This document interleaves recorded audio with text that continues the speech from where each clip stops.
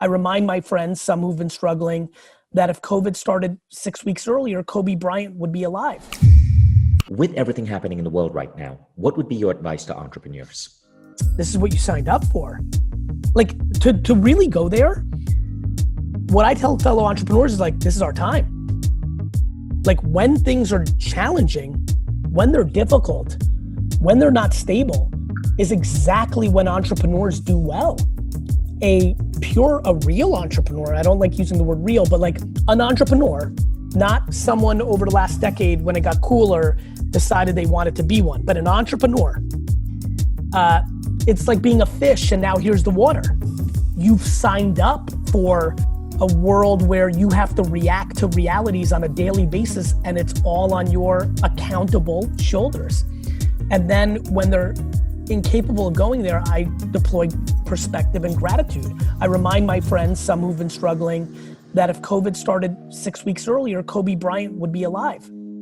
You know, you can decide to look at all the bad. It's half glass full, half glass empty.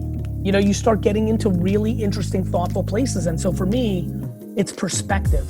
You know, I think about World War II. I think about the Black Plague. I think about so many genocides.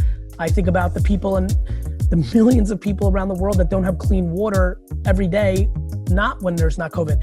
I'm not capable of dwelling because of gap.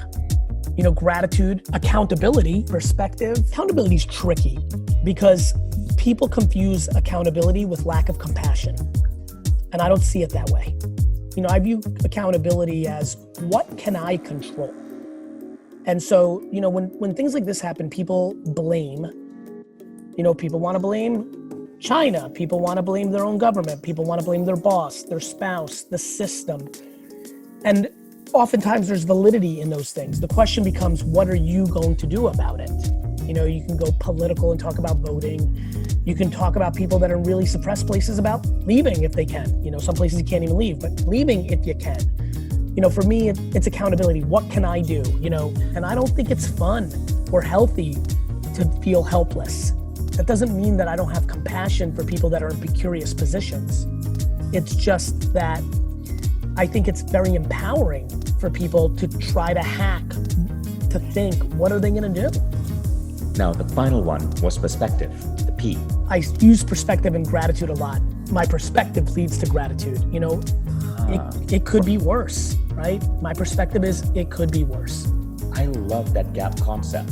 This crew will probably see a video tonight. Serendipitously, I decided to answer you with, you know, with gratitude, accountability, and perspective. I ordered it differently, but as you and I were talking, I reordered it into spelling the word gap. And so I'm actually gonna make that piece of content. Like I literally have just decided right here, serendipitous, never put those words together. So what do I do when things are tough? I walk into the gap.